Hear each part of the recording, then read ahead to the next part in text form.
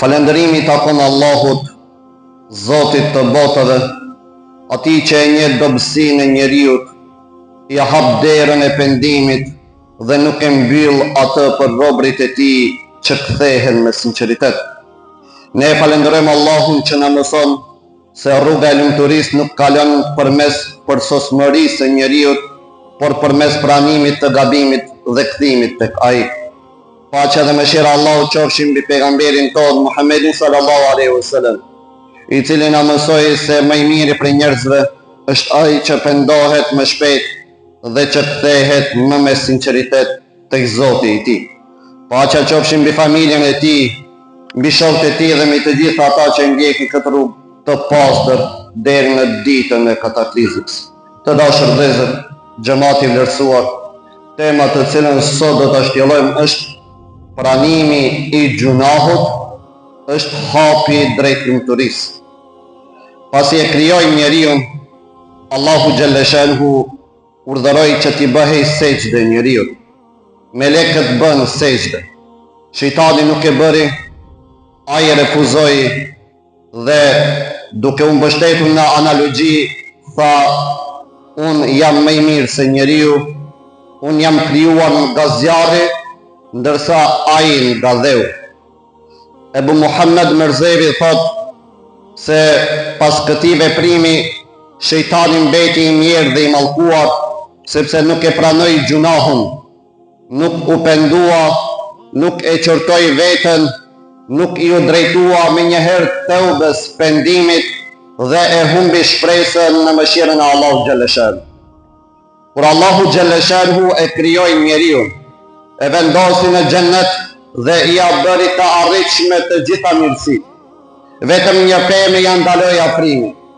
Shejtani i mallkuar e nxiti Ademin alayhi salam dhe Havan që të hanin nga frikët e saj, duke u thënë se aty fshihej përjetësia e njeriu. Kështu Ademi alayhi salam dhe Hava e shkelën ndalesën e Allahu xhalla shanuhu dhe për shkak të atij gjunahu u nxorën nga xheneti. Edhe pse e lanë xhenetin dhe kënaqësitë e tij të panumërta, Ademi alayhi salam dhe bashortja e tij mbetën të lumtur, sepse e pranuan gjunahun, ndjen pendim, e qortuan nefsin e tyre, u penduan me njëherë pa humbur kohë dhe nuk e humbën shpresën në mëshirën e Allahu xhalla shanuhu. Ademi alayhi salam është njeriu dhe secili prej nesh është Adem. Ne jemi të prirur nga ndaj gjunahut. Ai na ndodh, na sjell në ngushtim dhe na bën të palumtur. Por ashtu si Ademi alayhi salam e gjeti rrugën drejt lumturisë, edhe për ne ajo rrugë është e hapur. Ai e pranoi gjunahun dhe pranimi i gjunahut, vetdia për shkeljen e bërë, është hapi i parë drejt çlirimit prej tij.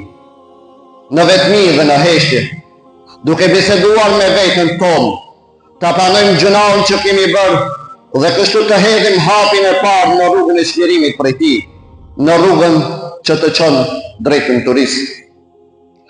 Në këndvështrimi i besimit, gjunah konsiderohet mohimi dhe mosbesimi ndaj Allahut xhalla shanuhu, mohimi i cilësive të tij dhe mohimi i atyre të vërtetave që i kemi mësuar që nga mektebi si shtyllat e besimit. Nga këndvështrimi moral, gjunahe janë ato të brendshme që kryhen ndaj njerëzve.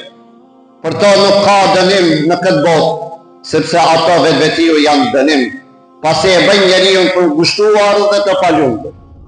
Në ahiret për to ka dënim. Këto janë mendjemadhësia, smira, ambicia e sëmur, shpifja, nxitja e përçarjes, dyshimi i padrejtë, përgojimi e tjerë.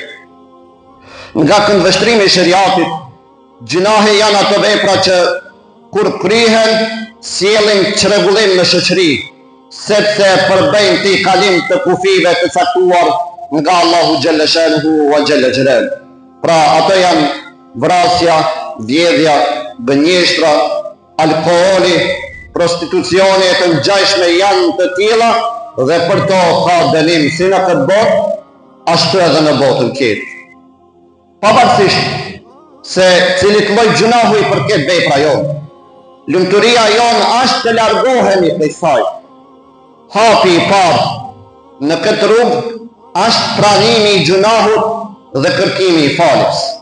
Nëse kemi bërë gjunah ndaj krijuesit, ta shprehim pendimin me tëube të sinqertë, ta qortojmë nefsin dhe t'i mbajmë nën kontroll dëshirat dhe epshët. Allahu Gjelle Shelhu wa Gjelle Gjelaluhu betohet në nefsin dhe në atë që e krijoi atë, duke ja bërë të qartë rrugën e së mirës dhe rrugën e së keqes. Do të ketë sukses vetëm ai që e mban nefsin, dëshirat dhe epshet brenda kufive të caktuar nga Allahu Gjelle Shelhu. I humbur është ai që lejon që nefsi, dëshirat dhe epshet ta udhëheqin në jetë. Xhelaluddin Rumi, duke këshilluar bashkëkohësit e tij, i thoshte: atë që i padituri e sheh në fund, i mençuri e sheh në fillim. Ademi alayhi salam, që në hapat e parë të jetës së tij në tokë, ishte i vetëdijshëm për fundin e tij. Prandaj nuk e shtiu pendimin, por u pendua me njëherë. Kështu para ardhësi ynë, pejgamberi Ademi alayhi salam na dërgon një mesazh të qartë: ta pranojmë gjunahun, të pendohemi për të dhe të mos i shtijmë bërjen e veprave të mira, sepse nuk kemi siguri për të nesërmen tonë. Si individ dhe si bashkësi, si popull, ne kërkojmë lumturinë dhe suksesin. T'ja pranosh vetës gjunahun, të pendohesh sinqerisht, të mbash në kontroll instiktet dhe të jesh gjithmonë i drejtuar ka mira, pa e humbur kur shpresën në mëshirën e Allahu Gjelle Shelhu, do të thotë të jesh në rrugën e lumturisë. Në këtë rrugë eci Ademi alayhis salam, pasi bëri gjunah në xhennet. Kështu vepro nëse ke bërë gjunah ndaj krijuesit. Edhe gjunahet ndaj njerëzve pranoj, pendohu, frenoje lakmin, mos humb kohë dhe ndrysho. Mos ta humbim shpresën për një të nesërme më të mirë dhe më të lumtur. Kjo shpresë është e justifikuar vetëm nëse jemi të aftë ta pranojmë gjunahun. Prano, për shembull, se nuk je i aftë ta kryesh punën që të është besuar, ose nuk je i aftë ta mbash funksionin që të është dhënë. Shfaqe pendimin dhe të rhiqur. Atëherë do të ketë lumturi si për ty ashtu edhe për ne. Shpresa jonë për një të nesërme më të mirë dhe më të lumtur është reale vetëm nëse mbështetet në pranimin e gjunahut. Pranoj se nuk kam falur namaz, prandaj lumturinë e kërkoj në namaz. Pranoj se nuk i kam dëgjuar prindrit, prandaj lumturinë e jetoj në respektin ndaj tyre. Pranojmë se kemi mashtruar shtetin dhe shoqërinë, kudo që kemi mundur, ja kemi mohuar asaj atë që i takonte. Gjithmonë kemi kërkuar të përfitojmë në dëm të shtetit. Për shembull, subvencione për prodhim bujqësor i ka marrë dikush që nuk ka fare prodhim, ose ka marrë më shumë se sa i takon. Dhe të pendohemi, ta them atë që nuk na takon, dhe atëherë do të ketë lumturi si për ne, ashtu edhe për shoqërinë. Do të ketë lumturi edhe për fëmijët dhe niprit tanë, sepse me pranimin e gjunahut po vendosim themelet të forta për shtëpinë ku ata do të jetojnë të nesërme. Shpresa jonë për një të nesërme më të mirë dhe më të lumtur mbështetet edhe në pritjen që t'ja pranosh vetës se nuk i ke trajtuar të gjithë pacientët njësoj. Përparësi u ke dhënë atyre që t'kanë dhënë para. Shejtani të mashtroj dhe deshi të bënte edhe ti të palumtur si vetja e tij. Ajo vepër na ka dëmtuar edhe ty edhe ne. Prandaj pranoje gjunahun, qortoje veten, pendohu dhe mos e përsërit më. Atëherë do të ketë lumturi si për ti, ashtu edhe për ne. Për shejtanin nuk ka një të nesërme më të mirë. Ai është i mallkuar për gjithmonë në të dyja botët. Ai nuk e pranoi gjunahun dhe nuk u pendua kur. Si mund të pres lumturi ai që ecën në rrugën e shejtanit? Këtë muaj e kemi filluar me mesazhet e hijretit, ndërsa të premten e kaluar u përkujtuam me Ashurën. Si hijreti, Ashtu edhe Ashurja i ofroi njeriu çlirimin nga gjunahu. Askush nuk mund të çlirojë prej tij nëse nuk e pranon vetë.